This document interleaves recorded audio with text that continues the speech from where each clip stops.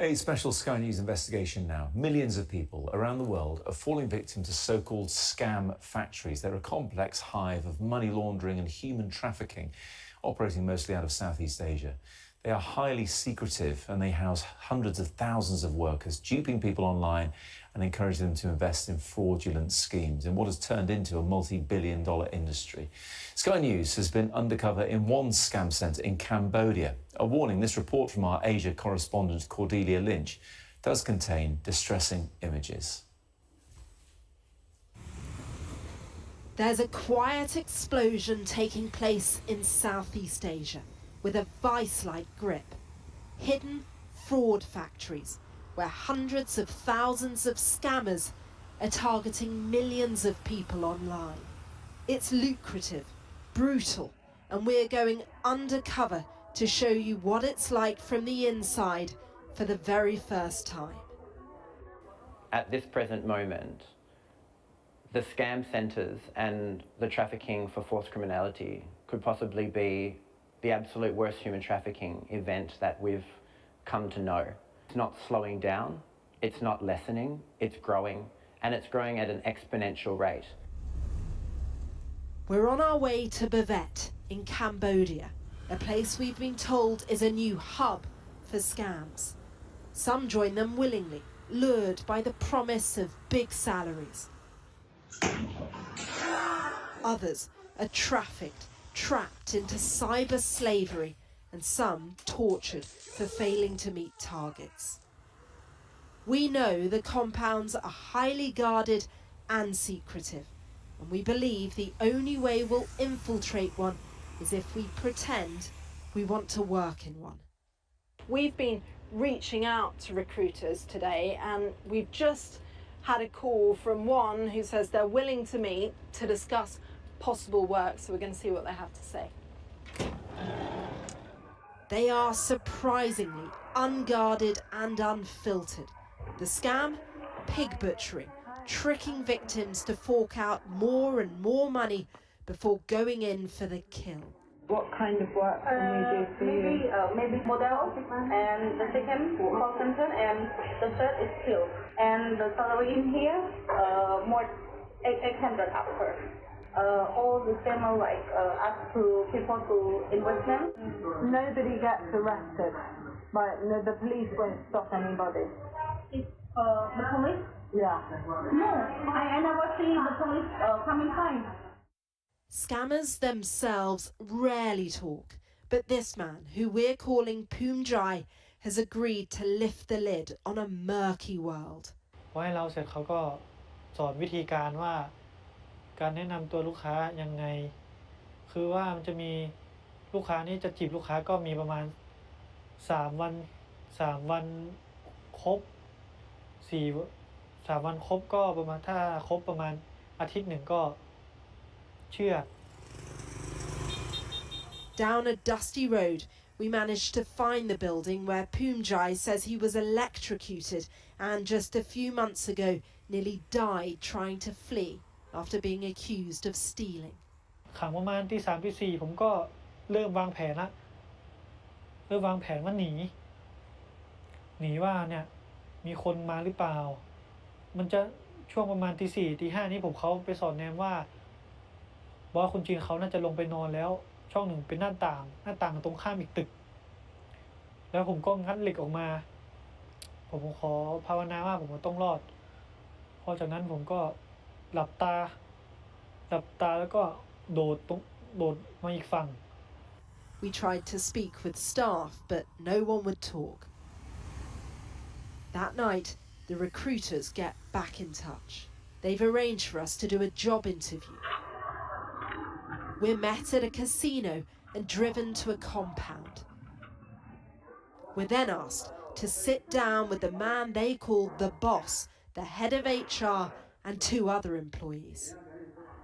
Firstly, you will have to know what job we are doing here. Yeah. Can you explain? Any job. It's a fraud industry. Yeah. How much does the person that earns the most get? The most of the problem. Do you teach? Do you train here or no training? Yeah, have training here. This is your master if you come here to work. Okay. This is your master. He is the guy with experience to kill the client for like billions of money. Next, they show us the accommodation. Then, we're exposed to something we thought we'd never see, the scam rooms.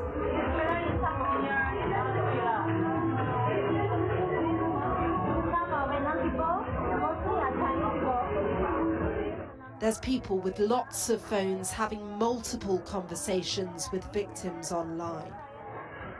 We contacted the compound after our secret filming and the Cambodian government. Neither responded to our requests for comment. Across the border in Thailand, you can see the cruel cost of business.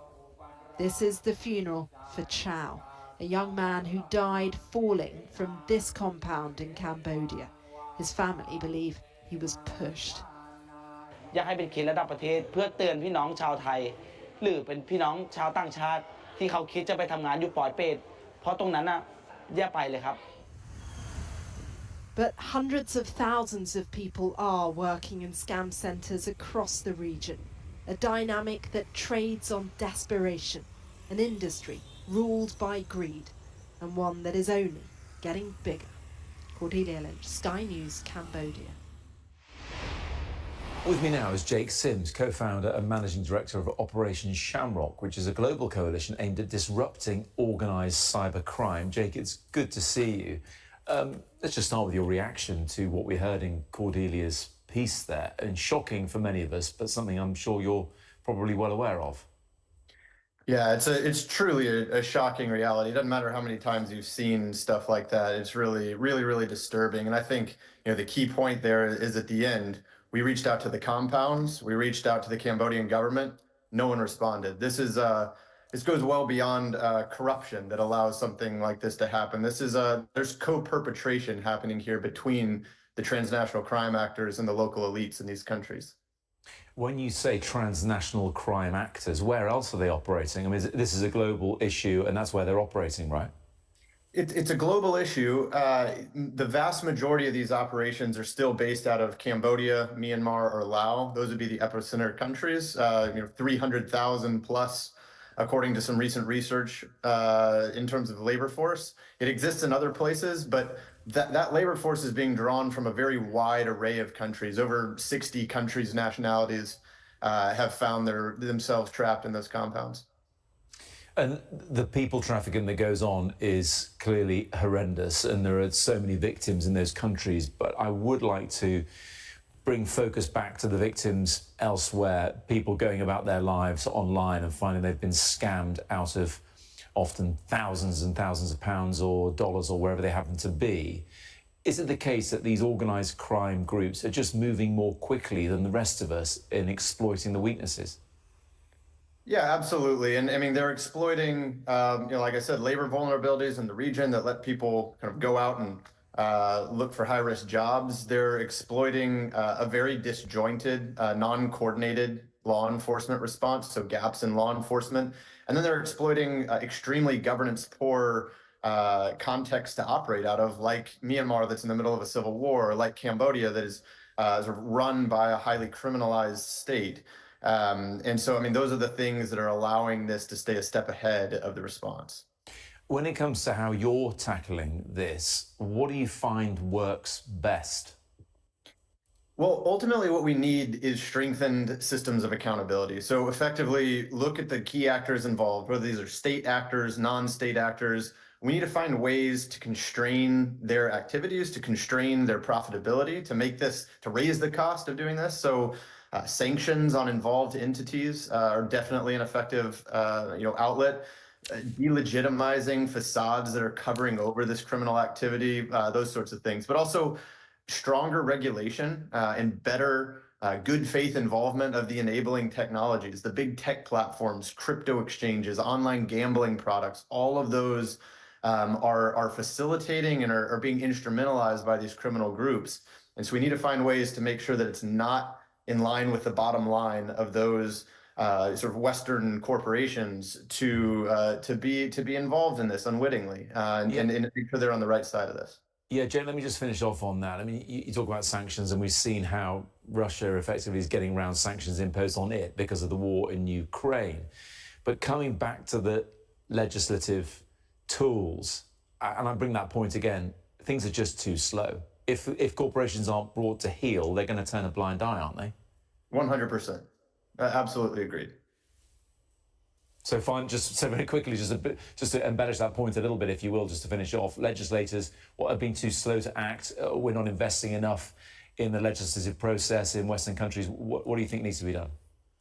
Definitely need to invest more. We need to, but this can't just be like a UK response or a US response. This has to be a global response. It's an issue that's impacting every jurisdiction in the world, and so it needs to be something that is a coordinated global response if we want to have a chance of combating, disrupting, and slowing the growth.